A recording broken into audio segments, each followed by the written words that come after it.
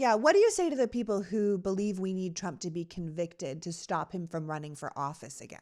Good luck with that.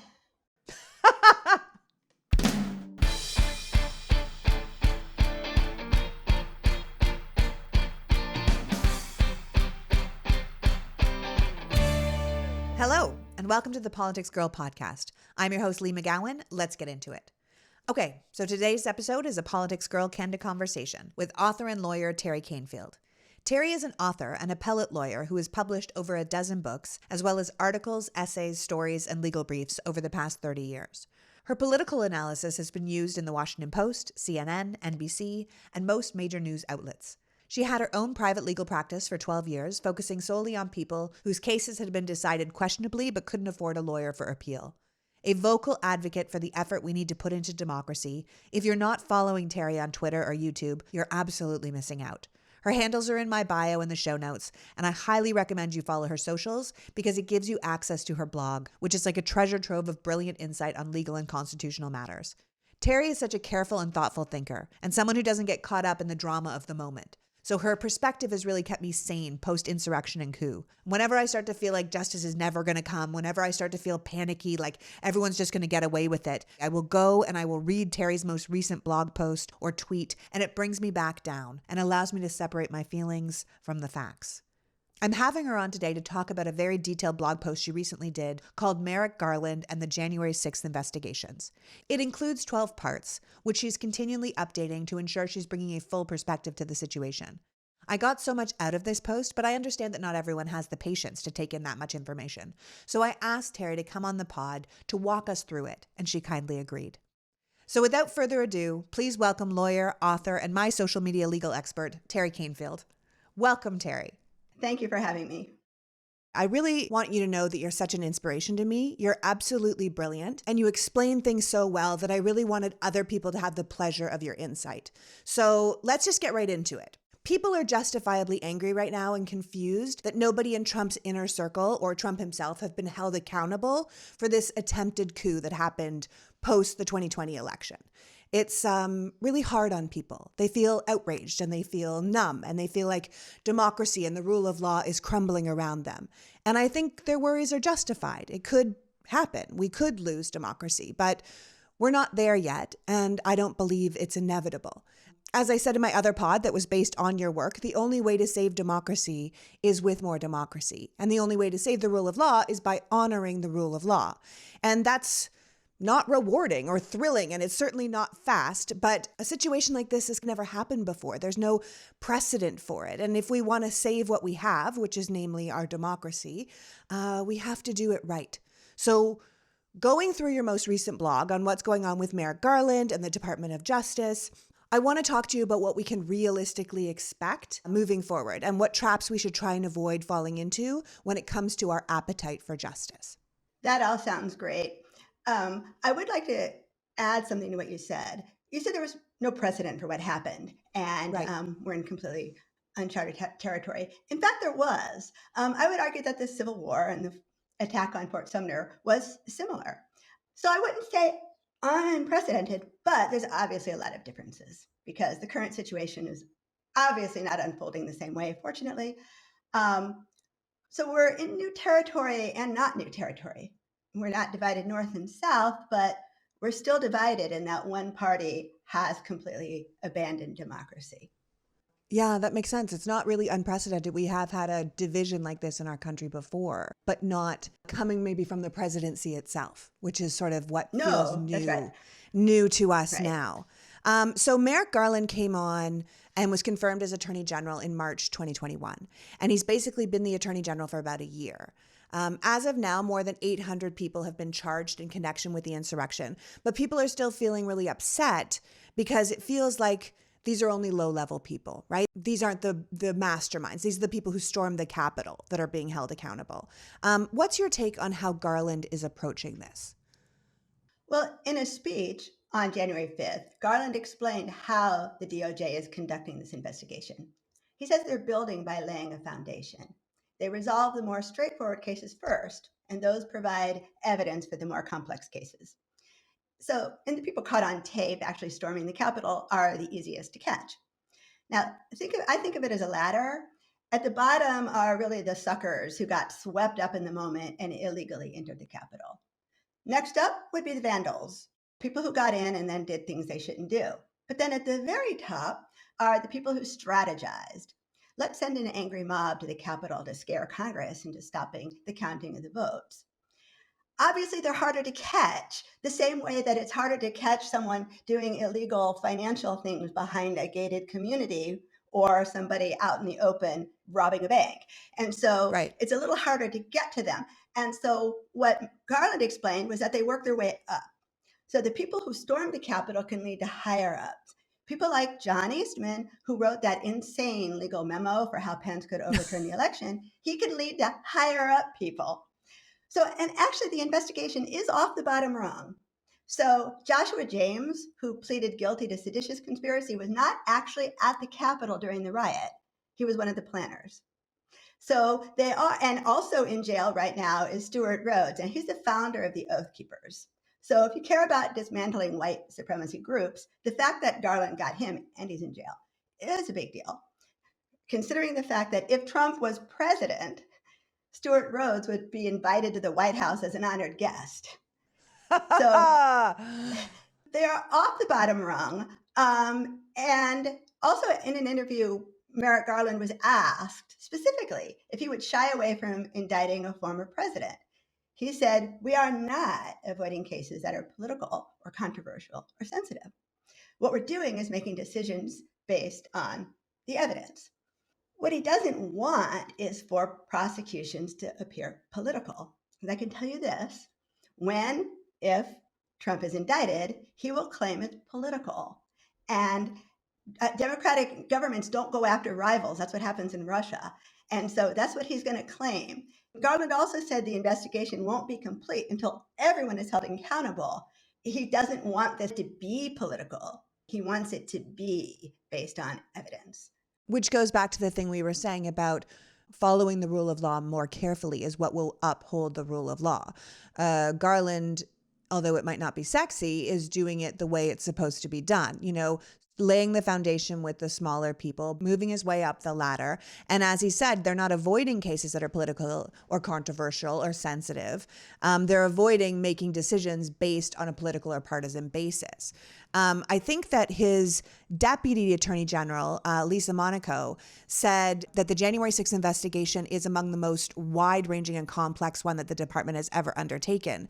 She said that the Department of Justice is currently looking to hire 131 more lawyers, which seems like a good step to help prosecute these cases. And she's been really clear that they're going to continue to do this no matter what level the investigations lead them to. And that should be a good sign, right? Right. And it's what he's been saying from the beginning. And now she is saying it. The Department of Justice itself doesn't generally confirm the existence of or otherwise comment on ongoing investigations. That's correct, right? Why is that? Well, they'll say that a matter is being investigated. So they'll say that we are investigating the insurrection, but they don't name people. And here's why. Well, remember when he said, we're reopening an investigation into Hillary Clinton's emails. I do remember that. The person's in the hot spot, and it's really not fair. Suppose the FBI got a complaint about you, and they opened an investigation. And they looked at you, and then they said, there's nothing here, close this. How would you like it if they announced that they opened the investigation? That would devastate you. It would besmirch my entire reputation, yeah. Right, that's right. And that's why the Trump regime doesn't really care if there's evidence. They just want an investigation because they know that the fact of an investigation will smear somebody. So as a matter of policy, the DOJ doesn't and shouldn't do that. That's why Comey was in so much trouble. So that's why Merrick Garland can say, we are investigating this matter. We will hold everyone accountable, but he won't name names. Now, people say, well, this is really serious, so he should. But you don't break rules because you want to. You follow the rules. And so he can't say anything more. But it seems to me saying everyone will be held accountable is pretty strong language. Yeah, no, it is pretty strong language. And at the beginning of this month, in response to this pressure that Garland is getting to bring charges, you pointed out that Garland had said the only pressure I'm feeling and the only pressure that prosecutors feel is to do the right thing, which means we follow the facts and the law wherever they lead, which sounds right to me, but it is slow. And how do you see this speed and this kind of meticulous focus on dotting all the I's and crossing all the T's? Because from the outside to anyone who's paying attention, even marginal attention to this case against Trump and his co-conspirators, you know, the PowerPoint presentation, the collusion with the military, the refusal to call in the National Guard on 1/6, the plan to have the senators object to the electoral counts, this attempt to strong-arm electors and states to find votes for him. It makes a lot of people feel like this case should pretty much be a slam dunk, right? And you are an appellate lawyer who deals with cases all the time. And so what do you say to people who feel like that? Like it's so obvious, right? Just do the thing already. Two answers. One, the fact that it's so complicated and that it's so far-flung. I mean, this conspiracy is enormous. Almost everybody's involved in it in some way. Lots of people are involved in it. Hundreds, thousands. Yeah. And so you have to get all that evidence. It's a lot harder than getting a bank robber because you need all of the evidence. You need to find all the evidence because that's what they do. They don't stop halfway and say, well, we're not going to worry about all the other evidence. We're just going to stop with what we have. They have to complete the investigation. The other thing is that sometimes things can appear airtight and they're not. You had a great example in your blog post about a case you had done that seemed completely airtight. And then you walked in as the defense lawyer and you were like, not so fast. Can you tell that story? Well, and the reason I tell this story is because telling people things can look airtight and they're not doesn't have much meaning, right? You need an example. So here's a story of a young and arrogant federal prosecutor who was absolutely sure he had a case against my client. Now, to be fair, the case looked airtight. My client was caught red-handed with illegal drugs, plus she confessed. Can't get more airtight than that, right? Right. Confession, caught with the thing. So the prosecutor's like, we're going with this. And he filed. Turns out he didn't get all the facts. The fact, my client was sleeping in the back seat of a truck. Further back in the truck were illegal drugs. The truck driver owned the truck. He was also her boyfriend. He was also married, but obviously not to her. So there she was sleeping in the back of the truck when the truck driver drove onto an Air Force base right past the sign that says all vehicles passing this point are subject to search. Now, the purpose of the sign is obvious. If you drive past the sign, you consent to the search.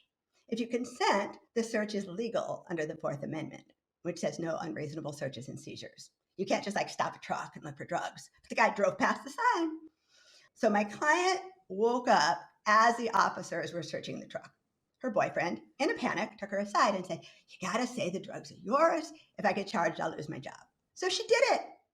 She confessed. She was charged with a federal crime because they were on federal property. Now, first, I tried to talk the prosecutor out of insisting on jail time, which would have ruined this poor woman. 6 months in jail, 3 months in jail would have ruined her, completely ruined her. I don't know how her life would have gone on. Prosecutor wouldn't budge. So I cogitated on this a while. And I filed a motion arguing that the search was illegal as to her because she was sleeping when he drove past the sign.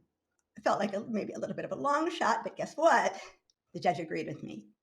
Because she couldn't agree to a search that she had never read the sign because she was asleep. So the search itself was illegal. She didn't consent to the search. So that was my right. argument. So then anything they searched was not under her consent. So then anything they found in the search was not admissible. Right. So, and by the way, the judge did agree with me, and the prosecutor suddenly saw the light. And I'll just tell you that everything ended very satisfactorily for my client. I just have to say, but so what you're saying is sometimes things that seem airtight, so airtight, you had a confession, you had the drugs, you had her there, doesn't end up being airtight if the defense can come up with something. So you have to be so careful. Because right. To me, the only thing worse than Trump getting away with this would be Trump getting away with it because we rushed it and he got off on some weird technicality and ended up as some martyr to a witch hunt. I would rather wait and have it be exactly right than have the prosecution think they have something airtight and then he gets away with it. Well, and I don't think Merrick Garland is going to make that mistake, but people on Twitter think that. I even had actually a journalist with a very, very large following said any first-year law student could get a conviction just based on the evidence out on Google. Now, we have something called the Federal Rules of Evidence, and there's no Google exception. So you can't, all of the evidence you see out there in the media, that's not admissible in court. So journalists rely on anonymous sources. None of that is admissible. Evidence, you can't have hearsay. You have to have the statements given under oath. You have to have. So I don't think that Merrick Garland or the DOJ is going to be as foolish as this young prosecutor I'm telling you about. Also, I don't think Trump has very good defense lawyers.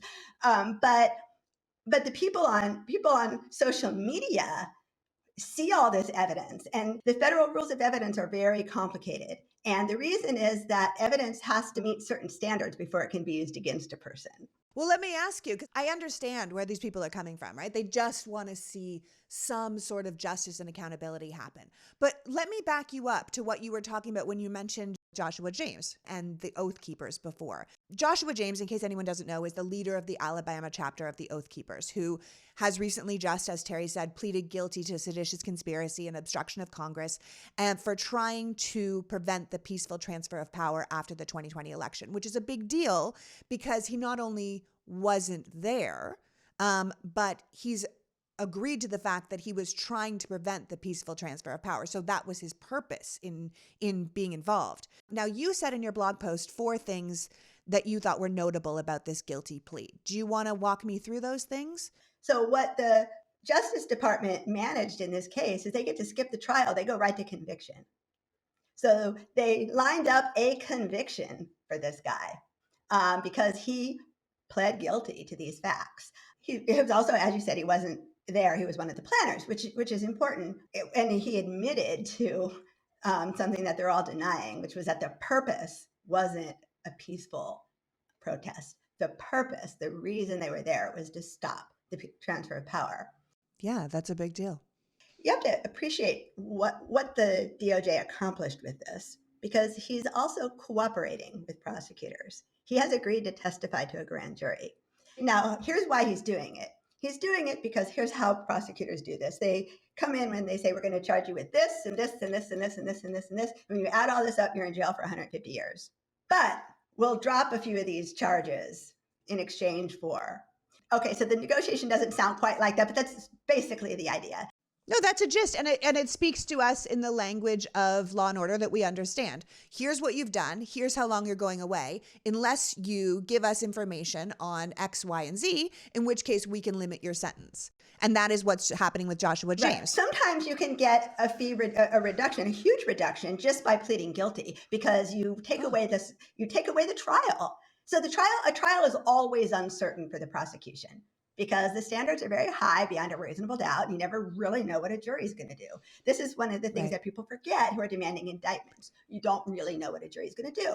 So if you say, okay, look, if you just reduce it all and I'll just admit to this and I'll go to jail for this many years instead of this many years, and there's no trial, the defendant gets something out of that too. So it's an agreement. Now, in exchange for whatever it was that Joshua James is getting, one of the things that he agreed to do is testify. And that means he has to say everything he knows. And that means he's turning over his telephone. He's turning over all of his text messages. He's turning over everything. So I don't know if people have enough sense that anybody who communicated with Joshua James is sort of in trouble. And he has direct ties to Roger Stone. What nobody can tell you is, well, this will lead to Roger Stone and get Roger Stone, because you can't say the result of an investigation ahead of time, because then it's all fixed. Right. You're not saying we're doing this to get Roger Stone, because that would be a fixed plan. They just keep their mouth shut and do their work. Roger Stone should be pretty worried right now. Because James was cooperating with the investigators and he was in Roger Stone's hotel room, right? The morning of the insurrection? Oh, yeah. He was his bodyguard. They were buds. I mean, yeah. Yeah. Right. So if I were Roger Stone, I'd be worried.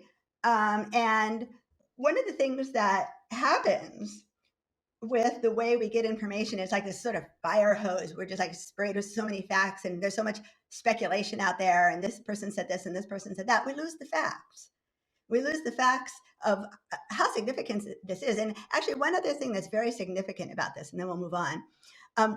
We don't really try people for treason in this country because treason is in the Constitution.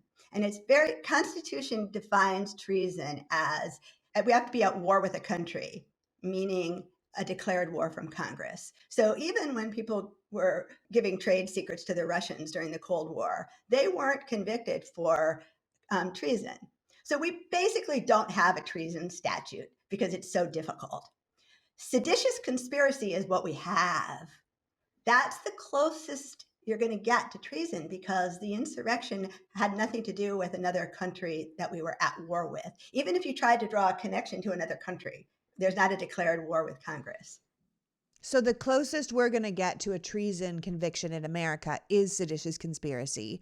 And they've already charged one person in connection with a very close tie to seditious conspiracy. They already have a conviction for that. So for right now, so it's very significant. And unfortunately, that gets lost because, well, why isn't Trump in jail? So we don't care about anything else.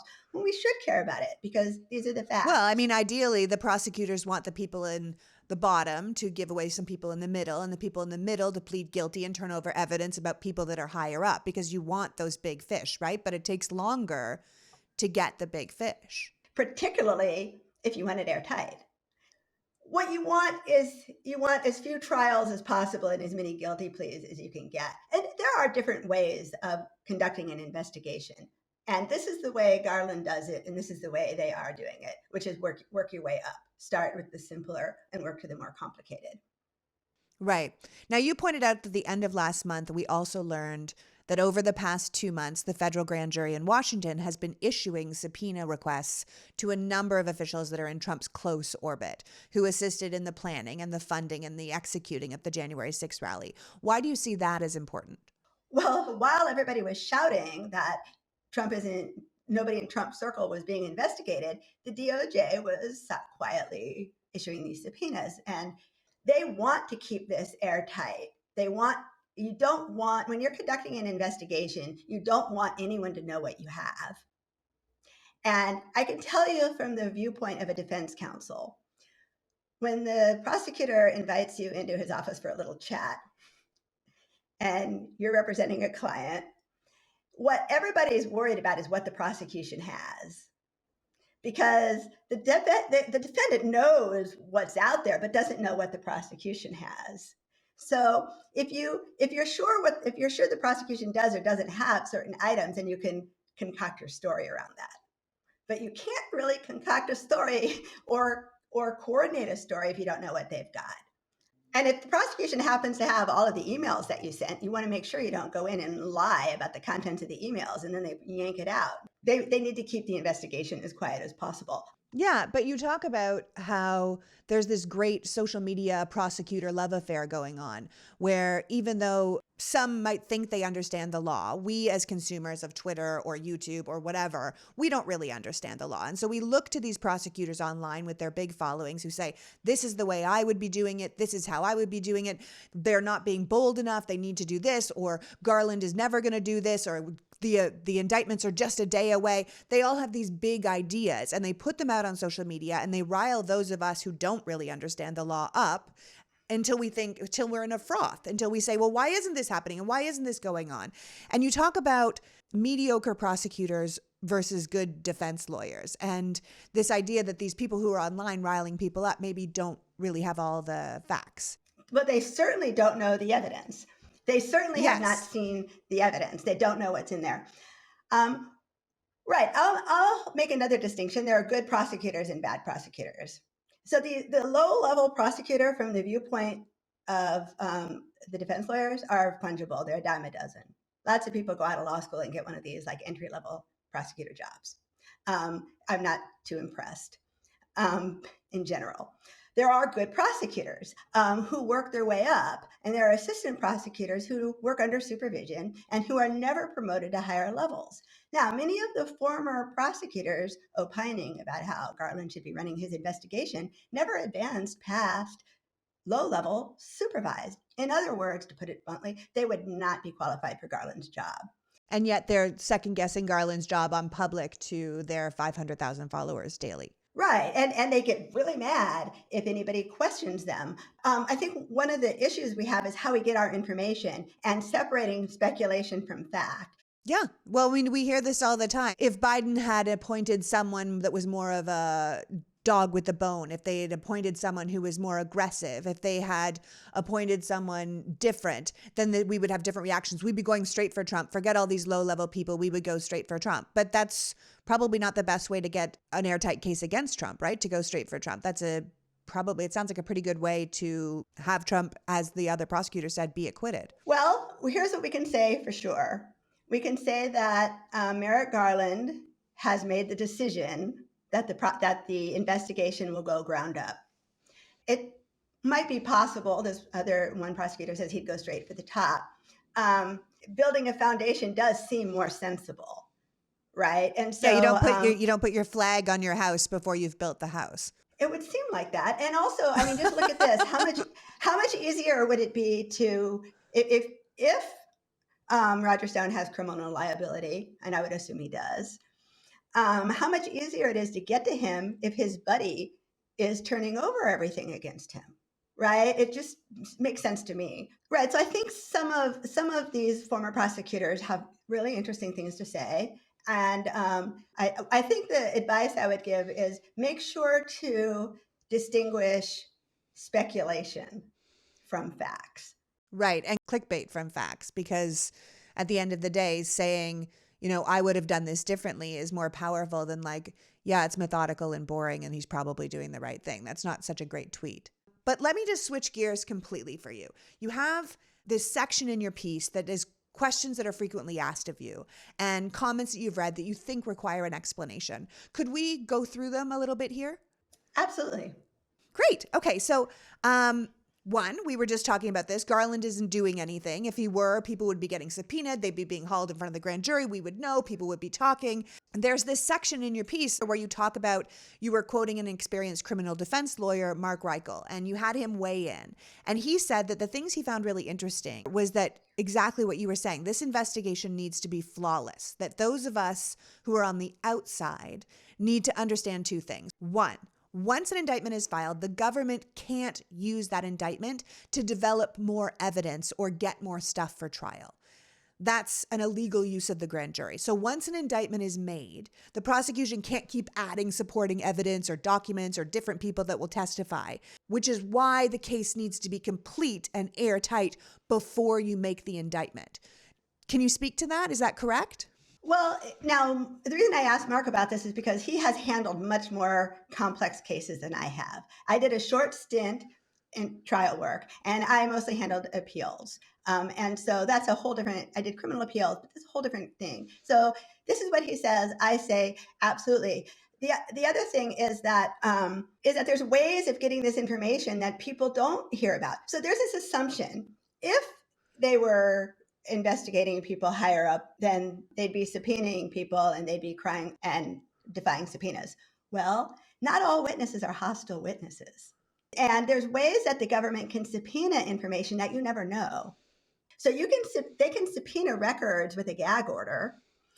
They can also do search warrants that you don't know. So if the way that the government gets a search warrant, like let's say they say that PoliticsGirl, she's doing some illegal stuff on her phone. They have to have, first off, they won't be able to do it because they have to have probable cause to believe that you're doing something. And it's a very low standard. So if they have probable cause to believe that you're conducting some kind of criminal activity or a cover up or anything, they go to a judge and they get a search warrant. And this is secret. You don't know. And then they can listen in and they can search you without you knowing it. And depending on what it is that they're searching, you might not know they have this until you find out. And so there's all kinds of ways that prosecutors can be gathering information without anybody knowing. And what we can assume is that they're doing everything that they can to keep people from knowing right now. And so the fact that that one subpoena was made public, that happened in January, as I see that is their need for those documents. They weren't able to get the documents any other way, so they had to do a regular subpoena, knowing eventually this was going to leak out. So their need for that finally overweighed their desire to keep it secret. So the fact that, so there's an assumption, if they're investigating anybody in Trump's circle, they'd be hauling these uncooperative witnesses before a grand jury. Maybe not. There are enough people who step forward in Trump's inner circle. There are enough people who step forward who are willingly testifying.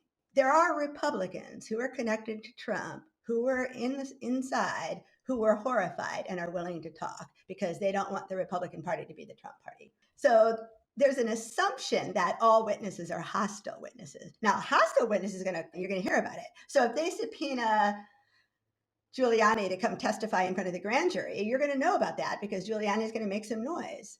Well, another thing that Mark said that I thought was really fascinating was that we need to remember that the government agents speak with one voice across the country.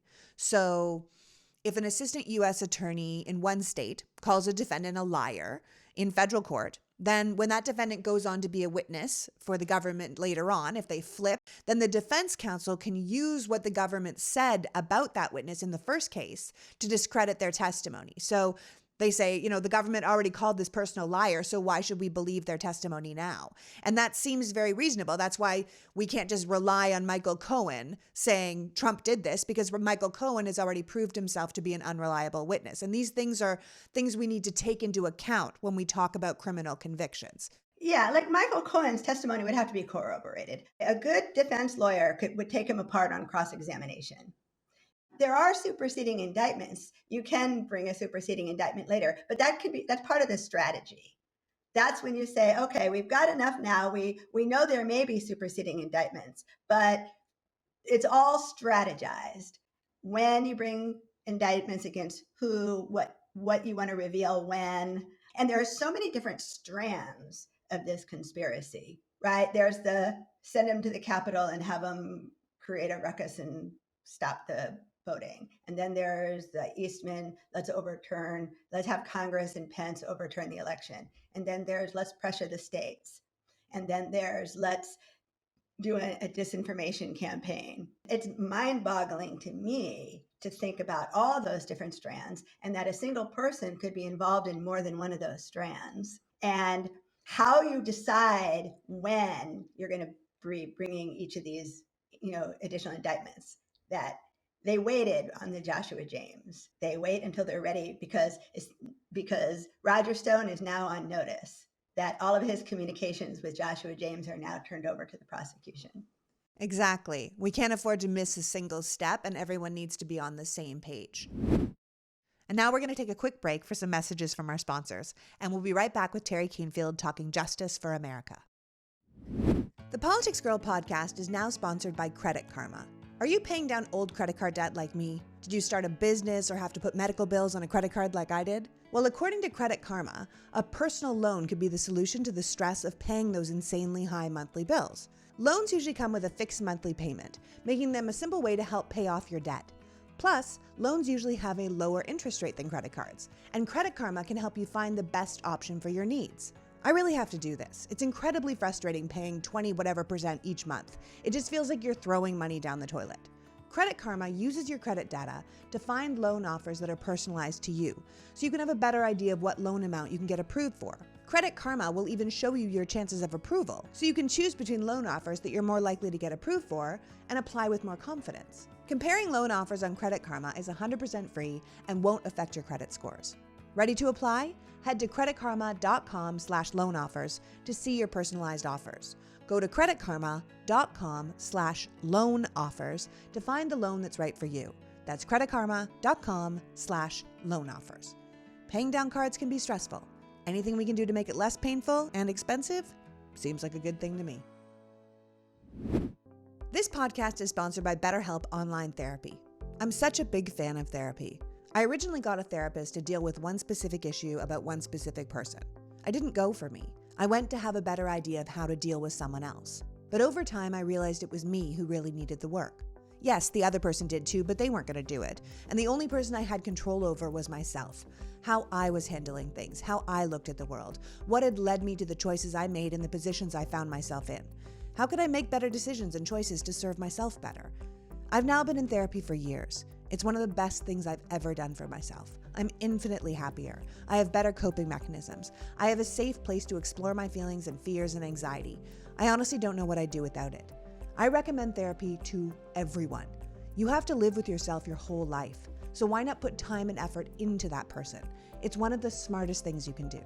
And with BetterHelp, you can find a therapist in under 48 hours. BetterHelp is online therapy that offers video, phone, and even live chat sessions with your therapist. It's much more affordable than in-person therapy, and you can get started right away with your own licensed therapist. Give it a try and see why over 2 million people have used BetterHelp online therapy.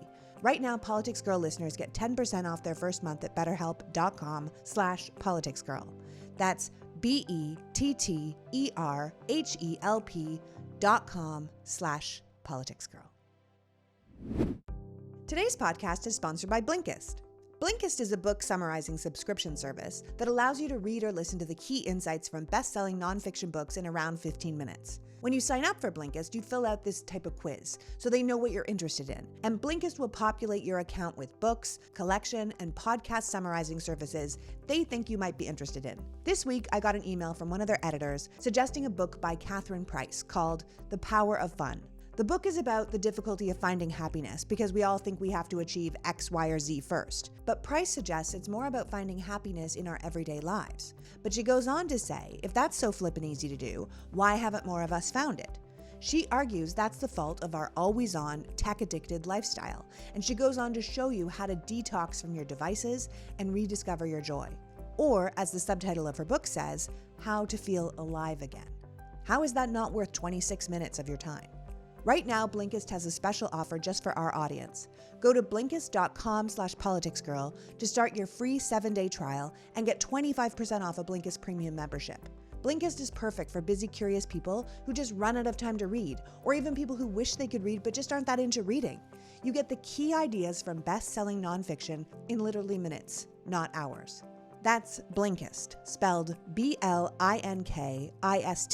Blinkist.com/politicsgirl to get 25% off and a 7-day free trial. Blinkist.com/politicsgirl. And we're back with author and lawyer Teri Kanefield breaking down what is going on with Merrick Garland and the Department of Justice. Okay, so one of the examples you use around this idea that Garland is doing nothing is the recent high-profile resignations that were in New York when the 2 prosecutors that had been investigating the Trump organization very publicly resigned because of their apparent frustration with their boss's lack of action or choices on the case. And you make the argument that if Merrick Garland was in fact lying to the public and had no intention of investigating or taking this Trump thing seriously, or people close to Trump seriously, that there would be talk, and even in New York, like public resignations, that this idea that all of these DOJ lawyers would just be sitting on their hands as Garland lies to the public is just so incredibly unlikely. Right. Look at the disjoint between what Garland is saying and what people are saying. So Garland is saying, we are going to hold everybody accountable. And people are saying he's already decided he's not going to indict Trump. I mean, these are direct opposites. And so if Garland was lying about what they're doing, think of all those career prosecutors who are sitting there allowing him to lie to the public. I mean, if in fact he decided he's not going to go after Trump, somebody would know that. It's just sort of impossible to imagine that they're all sitting there. But all I'm really doing right now is taking Garland at his word because there's no reason not to. So to assume that he's lying and to assume that when he tells the public this is ongoing and this is going to take a while, but we're going to get everybody, to assume that he's not telling the truth seems to me, they talk about the Occam's razor. What's the most likely? Okay, let's say another. There's more evidence to support Garland is telling the truth than there is evidence to support he's lying. Yeah, evidence like how he handled the Oklahoma bombing case, and that was completely silent until he had an actual conviction ready to go, like he was very, very good at that job and he was not a big showy guy about it, And I think on the other side, there's just pure speculation. Well, we haven't heard anything, therefore that means, right? So I think the weight of the evidence right now says that we can take him at his word. Do you think people have just been burned? They thought that we would get a conviction, something big would happen with the Mueller report. We thought Trump would be impeached twice. He was. And, He was. you know, people felt disappointed. And so they don't want to be disappointed again. So they're going to blame Garland for messing this up rather than having the patience to wait for this to be done properly. Let's look at it this way. Let's talk about expectations. If you certain expectations are never going to be met and they're not realistic. So 6 months before Nancy Pelosi started impeachment proceedings against Trump, people with huge accounts were saying he needs to be impeached to keep him. He needs to be impeached so that he'll be stopped. Now, at the time, nobody really understood how impeachment worked. So I was saying, no, impeachment is just an accusation. Impeachment doesn't mean he's going to be removed. Impeachment doesn't stop it. And you need 2/3 of the Senate to remove him. But people said Nancy Pelosi is enabling him by not impeaching him, and she should be impeaching him every day. The reason he's continuing to be horrible is because he hasn't been impeached. Okay, he's impeached. Well, guess what? Impeachment is like an indictment. Then you have a trial. And in this case, the trial is the Senate. And the Senate was never going to remove him. Okay, so people said, well, but he needed to be indicted to prove. Okay, so he was indicted twice. I mean, he was impeached twice, and then there were never any consequences. Well, there can't be any more consequence than impeach because you can't control the Senate. So in other words, the problem with Trump's lawbreaking as a president wasn't that he wasn't impeached enough. It was that he was being shielded by the Senate. Which is something that our justice and our law and our Constitution couldn't have counted on. Having an entire party shielding somebody. A law-breaking president. Exactly, a law-breaking president. And you were talking about expectations. And like on a scale of 1 to 100, if our expectations are on a scale of 1 to 100, how do you see it playing out? Well, let's say 100 is Trump goes to prison for a long time. That's the top, right? That's the most you're going to get. And then 1 is he's never even indicted. Here's the thing. The reality is going to fall somewhere in there, okay? Because not... somewhere in between. It's going to fall somewhere. Right. Now, I can guarantee you that people who say, I want justice, what they want is number 100. And anything less is not going to make them happy. In fact, he has faced no consequences for that insurrection. Well, actually, he did, because the insurrection failed and he was kicked out of the White House. So how is that not like a consequence? Like, no consequences would mean it succeeded and he's still in the White House.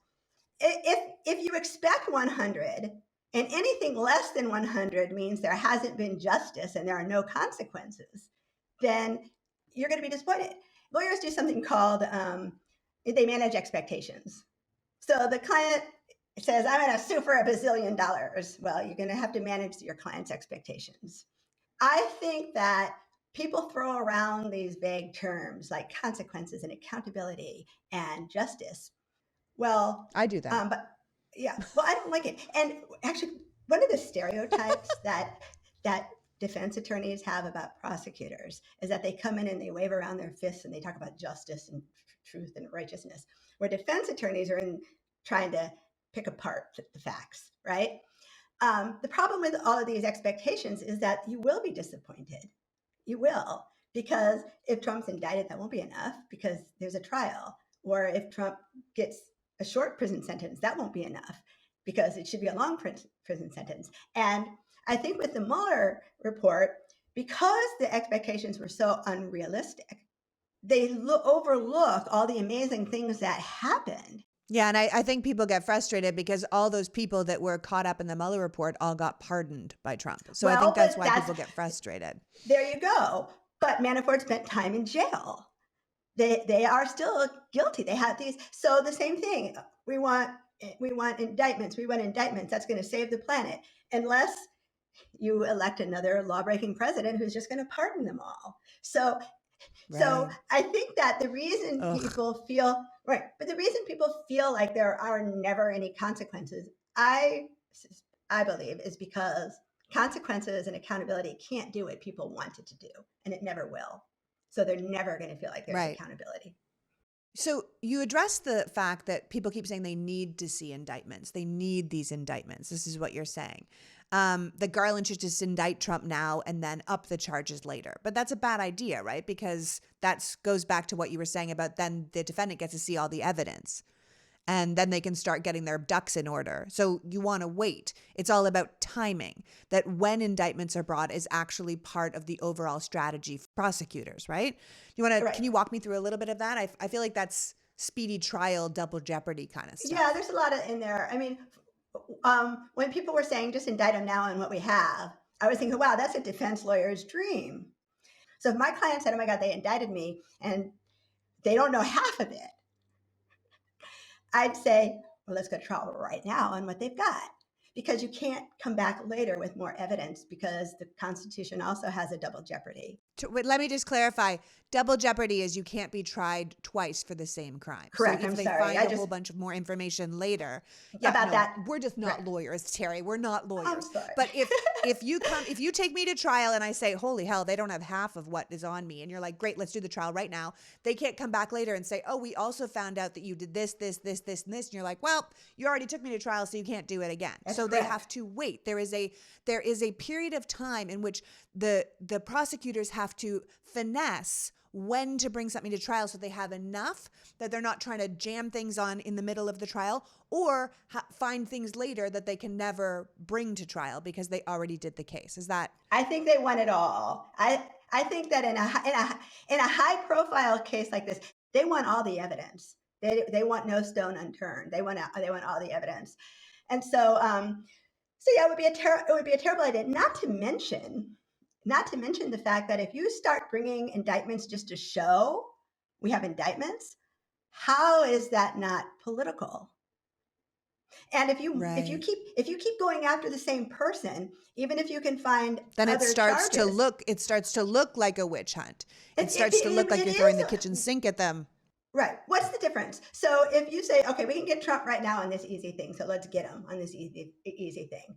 And then, okay, this easy thing, nothing much happens to him, or you don't have all the evidence. It's just a little bitty thing. And then you say, okay, now we got something else bigger. Let's get him on that. Ooh, now we have something else even bigger. Let's get him on that. If I was representing a client and prosecutors kept going after my client, I would definitely be in there saying, what are you doing targeting my client? This looks, it looks political. And so interestingly, some of the things that people want Merrick Garland to do would actually politicize the DOJ. And politicizing the DOJ is really bad. That's what Trump It would weaken their case and weaken their position. Yeah. And weaken democracy. That would be the end. So weaken democracy. All right. Right. That would be the end. So, in an autocracy, the autocrat decides who is going to be prosecuted. That's what Trump wanted. Trump wanted to tell Barr who to prosecute. They still want to do that. Yeah. Putin decides who's going to be prosecuted. In an era of sort of mob rule, lynchings, the mob decides who to prosecute. So we have a system of independent prosecutors who are supposed to be making their decisions not based on political pressure or who they like and don't like, but based on the facts. And there are a lot of things that go into the decision. But politicizing the DOJ takes you out of democracy right there.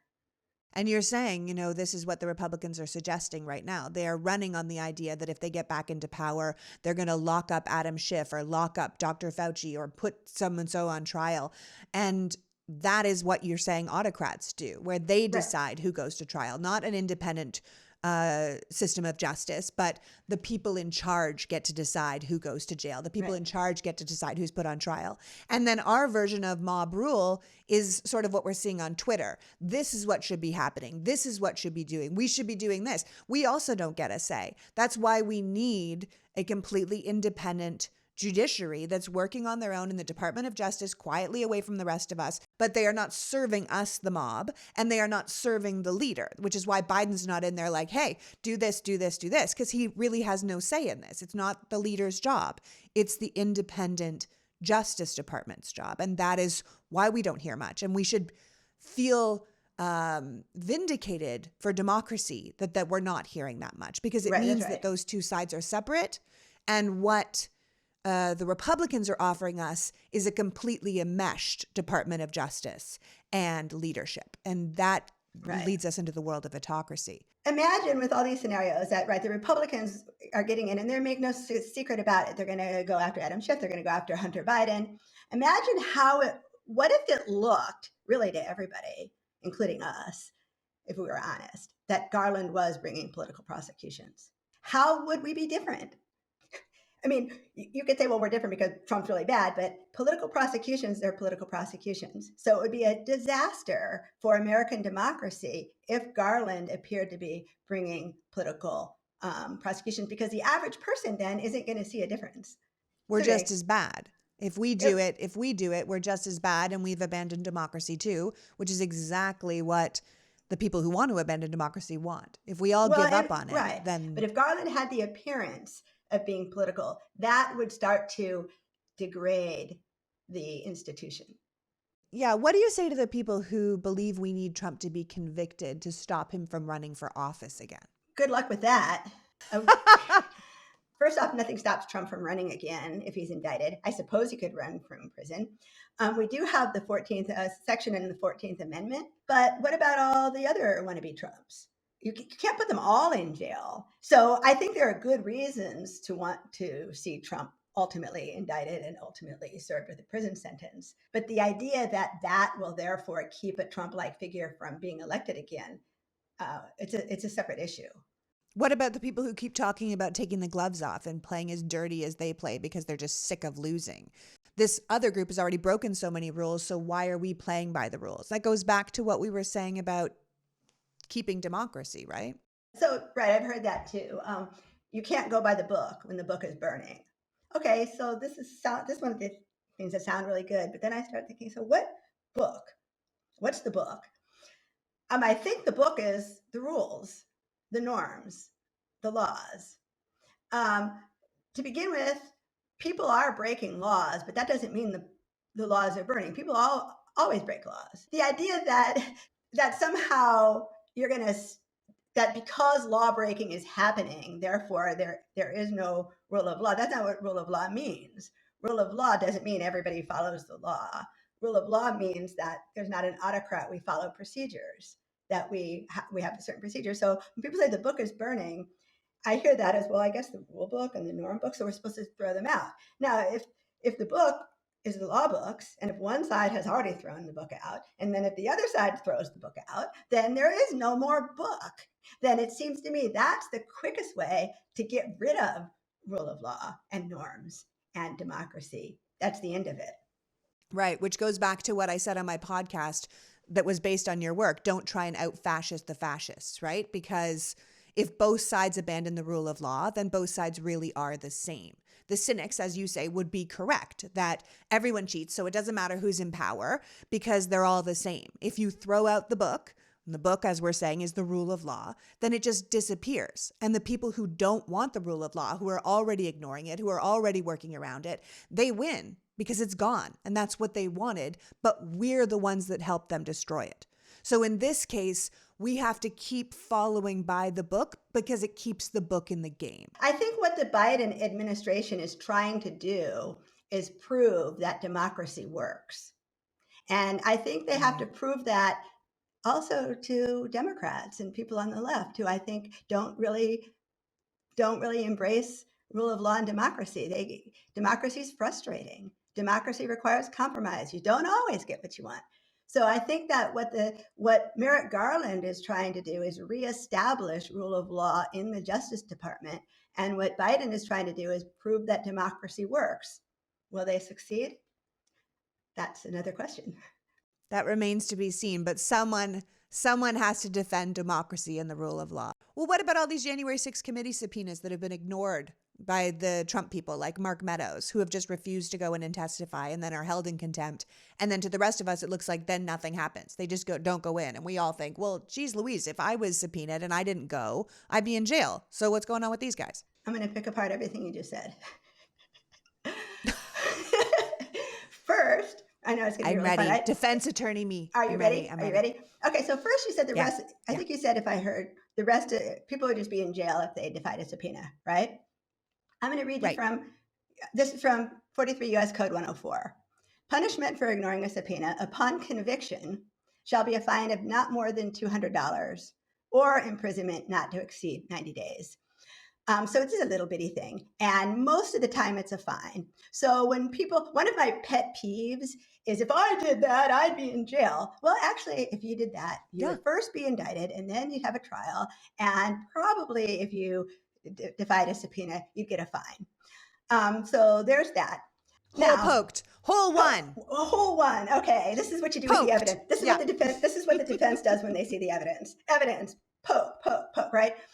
Okay. So none of them have suffered any consequences. Well, except for Steve Bannon, who is indicted and is facing trial this summer for contempt of Congress. So it's also not true to say that none of them are facing any consequences. Steve Bannon. But he still has his podcast. He's still on a podcast every single day. Guess what? And $200 fine or 90 days in jail, he's going to be out with his podcast. So the thing about these you can't do anything about it. Unfortunately, 90 days in jail only hurts a client like the ones I represent, who 90 days in jail will destroy them. Lose their job. Bannon's going to come out just like he did before. Okay, so, and then as far as Meadows, now Garland addressed a question about Meadows. And he was very careful with his words, and he used the word ongoing. The DOJ doesn't it's a referral. They're not on any schedule that the Congress can set for them because these are separate branches of government. They're not going to indict him for contempt if they're investigating him for other crimes.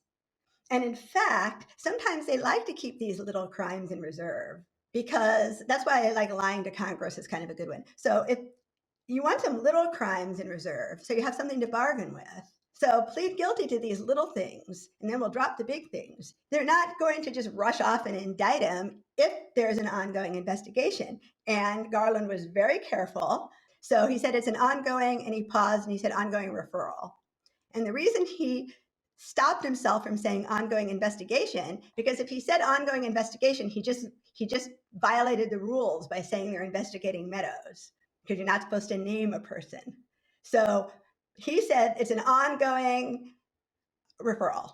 So this idea that Mark Meadows is just cruising around and it had all these words you hate, accountability, no justice, nothing happened to him is actually not true. We just don't know what's going on right now. Something's ongoing. And then we're back ongoing referral. Right. And then we're back to okay, Merrick Garland said ongoing. Am I naive for taking him at his word? I mean, he said it's ongoing. So what we have to assume right now is we don't know what's going to happen with Mark Meadows. But I can tell you, it appears that he has a lot of criminal liability in this matter. So we'll see. But you can understand this idea that people feel that white men with power and influence seem to get away with everything in America, because I can't even imagine this country continuing if no one is held accountable for the insurrection. Well, except someone has been. So you mean if Trump isn't accountable, right? Or yes, you mean, I think I do. Yeah, because or his inner circle. His inner circle. Yeah. Right. And right now it appears that that's going to happen, but not on any time that we can dictate. And you would say that lots of people have been held accountable. That it would be your argument, right? Manafort and Papadopoulos and accountable. Like there's all kinds of accountability other than criminal accountability. Trump was voted out of office. That's accountability. Most of the time, accountability doesn't really happen through the criminal justice system. I mean, if you're playing cards with your family and you cheat, no one's going to show up at your door and put you in jail. But there's some accountability because if you cheat, then people call you a cheater and they won't play with you anymore. It's like the criminal justice system isn't intended to solve all of our problems. I think that's such a key point, that the criminal justice system can't solve political problems. People think there's no accountability because they think it's going to accomplish something it won't accomplish, But we can't change politics using the justice system. We can only change politics using politics, right? Because like you said, there's always going to be a Josh Hawley and a Ron DeSantis and somebody waiting in the wings to take over. So even if we end up putting 100 top-level Trump people in jail, there's still people who will take up that mantle. Mm-hmm. So those changes need to be accounted for in the lane that they belong, which is politics and democracy, not criminal justice. Right. And the Trump organization has been indicted as far as, Trump's inner circle. What could happen? Well, how about dismantling his financial empire? Calling it all, this could ruin him financially. We could list the people who, right, they were pardoned, but Flynn pleaded guilty. Manafort spent time in jail. Michael Cohen, as his lawyer, was indicted and served time in jail. So it's also just not true that nobody in his inner circle has been indicted or has served time in jail. Not for the insurrection, but that's ongoing. So there's a way sometimes we're fuzzy with language. Yes, we are. None of them are indicted. I think I don't think we want them to be indicted. I think we want to see suffering. And like, we want to see people behind bars. I think that's where people are at. When they say accountability, they say like, go eat in the, where somebody who stole a backpack and is living at Rikers, go there. I think that's the accountability people are hoping for. And I think people are very nervous that, what do we do if we lose the House in 2022? Which, by the way, to anyone watching or listening, this is not a done deal and we absolutely cannot let that happen. But in your legal perspective, what happens to the January 6th committee or to the DOJ investigations if the Republicans take the House in 2022? Absolutely nothing. Is it dead? No. The committee will be finished. They keep pushing back when their hearings are going to be because they keep interviewing more people and getting more information, which gives you a little bit of a sense of what's happening in the DOJ. There's so much information. But they're still talking about early spring for hearings, but they will definitely be finished by November. And the DOJ continues as long as we have a Democratic president. Okay, so that would be 2024. Right. So it would be a disaster. It would carry on, right. even if you lose in 2022, it has nothing to do with the DOJ, which continues under Biden. And it has nothing to do with the committee, which is going to be finished by the fall. And what happens if we lose the presidency in 2024, which, by the way, again, cannot happen. But what would happen to the rule of law in that case? Well, okay, so we talk about like necessary and sufficient conditions. So people think indicting Trump or bringing everybody to prison will somehow save democracy. It won't. Winning the presidency, again, will. Because if we lose the White House, then all these guys are pardoned. And democracy often used to end with a bang, like the Pinochet coup, military coup, used to end with this big bang. But what happens now, and you can see it all over Europe, you can see it in Viktor Orban in Argentina, what happens is that people elect a lawbreaker to office. People elect as president somebody who is anti-democratic. And then once they're in office, they take it apart. And we saw how Trump did that. So the quickest way democracy will end in America is if Americans vote Republicans into power. The way I see that happening is sometimes I'm afraid that not enough people care about rule of law and democracy.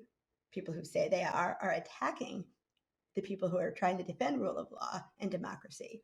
And so I always say democracy will survive if enough people want it to and are willing to do the work. Ukraine is demonstrating this. And people hear that and they think I'm optimistic. But there's a word if in that sentence. And it's a big word. If enough people wanted to. The thing about democracy is at any given time, a majority of people can vote to end it. And then bye-bye. Yeah. You also said if enough people are willing to do the work. And that, I think, is important. And I don't think work, someone got mad at me when I said this, but angry tweeting isn't work. Isn't work. Isn't work. Yeah. I mean, register voters, figure out how to get people to the polls, figure out what you can do. It's all about turnout. And I don't think it's particularly helpful if you want to see the Democrats continue in power to keep attacking Democrats. Maybe I've got to, seems odd to me, but attacking Democrats, attacking Biden, attacking his administration may not be the best strategy if you want to keep the Republicans out of office. What about the power of the pardon? Can we do anything to limit that? If we get the Republicans back in office, like you said, they're just going to pardon each other. Can the power of the pardon be limited? Well, unfortunately, the pardon power is in the Constitution, and it's fairly unlimited. Yeah. What the founders imagined was that a law-breaking president or somebody who abused his powers and pardoned like his friends in a corrupt manner would then be removed from office by the Senate and would also not be reelected. In this case, we have someone who the Senate protected and will actively reelect. And that is what the founding fathers could not have planned for. It's really, that's why I say it's really mostly about the elections. I mean, it's all about the elections, not mostly, all about the elections. Right. So the concept of creating a better democracy being a constant and work and effort, and how it's a never-ending task to follow the rule of law, to talk about making laws, to do things by the book. And people find that boring. And people don't like boring, right? They like fireworks and they like drama. And that's why Trump was so appealing in the first place and why the mainstream media has so much trouble quitting him, you know? Rules are annoying and they get in the way of what we want. We want immediacy. We want this to happen now, which I think is why autocracy is so appealing, right? It's because autocrats don't answer to anyone and they can get things done quickly and they can make promises and then deliver on those promises because they don't have to go through any red tape. They can fire people up, us versus them, battling the enemies, just get her done. And then they ultimately end up just taking care of themselves and their people, which we can see is exactly what the Trump administration, family, and inner circle would do, take care of themselves. We saw that in their first administration. God forbid we give them a second administration to do it even better with no checks or balances. Trump gives us a great show, and Garland is boring and busy and methodical and quiet, right? People call you a Garland defender, but you aren't so much that as a rule of law defender, I would say, right? You seem to worry about the future of democracy as much as anyone. You're just coming at it from a different angle. And I think you said it well when you said the danger you see is that people don't actually like democracy and the rule of law. Can you speak to that? Autocracy has a lot of appeal because you can get your way. That's what the autocrat promises. There's no red tape. Get it done right now. Out with due process. Due process and rules slow things down. It makes it harder to put people in jail, and that's good because if it's too easy to put people in jail, it will be the vulnerable who are the ones that falls on. And I think, yeah, a lot of people get frustrated and they want their way. So when my son was 3, he came home and he told me that today we learned to take turns. And then he said, "But I don't want to take turns. I want all the turns." And I thought it was very accurate. And yeah, I'm not sure we grow out. I want all the turns. That's exactly where America is right now. I'm not sure we run out. I'm not sure we really grow out of the fact that democracy is slow, grinding work. You have to knock on doors. You have to get people to vote. You have to get your message out. You have to compromise. You're not, especially right now, we have just a majority in the Senate by a hair, only sometimes, right? So when you don't have a majority, when it's 50-50 like that, you have to compromise. You can't get everything you want. And the only solution is to elect more senators that are Democrats. And it's slow, grinding work. And I don't think a lot of people don't really want something that's slow and grinding. And well, it goes back to what you said about the law in general. We have to manage expectations, right? That we all want what we want on a scale of 1 to 100, and most of us we all want 100, but it's not what we're going to get. So we have to manage expectations and know it's going to take work to get to 50, to get to 60, to get to 70, and we have to kind of keep going. When the history of this era is told, God hope us, we're all still here and the planet's still here, what do you think it'll be focusing on? I think that what we're in right now is an information disruption with how we get our information and social media. Timothy Snyder talks about this. He compares the advent of the internet to the printing press. And the thing about the printing press is before the printing press, there were lies, there were myths, but the printing press people got things in writing and they thought it was true. They didn't know how to evaluate written sources. And lies spread very quickly with the printing press. And also, the printing press really ignited the Protestant Reformation, which killed a lot of Europe. So you think, okay, well, it's a good invention, but it actually was destructive because when your way of life is completely disrupted in this way, it takes a while to adjust. And with the internet, it has so disrupted how we get our information.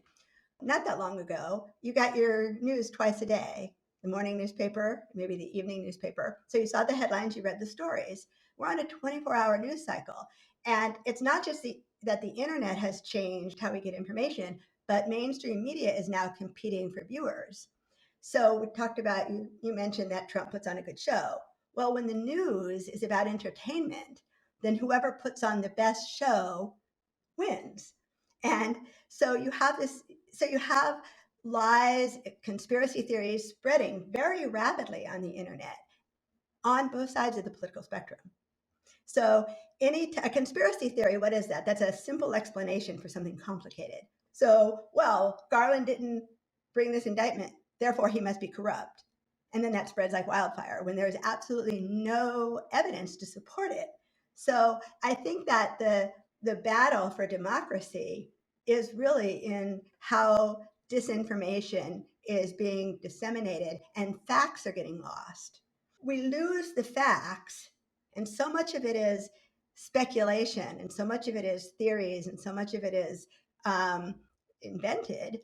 Whereas in the old days, when you got your newspaper twice a day, there was the editorial page over here, and then there were the facts over here. And the news was boring. I remember, I'm older than you, I remember turning on the television and there was Walter Cronkite just kind of reciting this monologue. And it was like, blah, blah, blah, blah, blah, boring. But he was just giving people facts. And so I think that this is all tied up. Everything we talked about is tied up in how people get information and how they process information. Right. And the fact that it's so new. It's so new. I mean, you said the printing press, right? And it took us years to adjust to how to function with the information in our hands. And we got to this point where you said here's the news section and here's the editorials. We learned over time this is the best way to disseminate information to people. And now we have this new form of way to disseminate information, and we haven't yet learned how to properly do it, except we're at a crisis point with this new form. So if we're looking back at the history of this era, it'll be that this was a bit of a crisis for how we knew or didn't know what was really going on and made our decisions based on that. And I think if democracy doesn't survive, or if democracy goes out, comes back in, because that happens sometimes, a country can lose its democracy and gain it back. I think if Republicans get it back into office, I think that historians will say it was the disruption in information, and it was the fact that a headline will say, here's the real reason Merrick Garland isn't indicting Trump, and people take that as truth instead of speculation. And this is exactly why everyone should stop reading immediate tweets and go right to Teri's blog and read the facts. As Walter Cronkite as it is, this is exactly what we need. We need the actual facts and the actual information. I mean, Teri, you're just amazing. I learned so much from you, and I can only hope my listeners will take the time to follow you and take advantage of your calm brilliance as we move forward, because we definitely need less of the noise as we move through this period. Thank you so much for joining us today. I am deeply grateful for you taking the time. And we all need to know that democracy is really on the edge, and it's up to us to work and fight to keep it alive. Thank you, Teri. Thank you. So that was Teri Kanefield, author, lawyer, and absolutely brilliant legal mind, reminding us that just because we aren't seeing the results we want in the timing we'd like, it doesn't mean justice isn't happening. In fact, the very idea that we're seeing so little is probably pretty good news for the health of our rule of law. We can't rush the process or abandon the rules simply because we want what we want. That is exactly what those we want to hold accountable want us to do. We aren't the same. But if we throw out the rule book to get results, we will be. One party is ready to abandon democracy and the rule of law, and we cannot help them do that. So no matter how hungry we are for justice, we have to play by the rules if we want to keep living in a country with rules. It's frustrating, I know, but I will take frustrating over terrifying any day. Now go out and make the world a better place. Thank you for caring enough about democracy to be here. Until next week, PG out. The Politics Girl podcast is written and performed by me, Lee McGowan, in partnership with the Meidas Media Network, and produced and edited by Happy Warrior Entertainment. All rights reserved.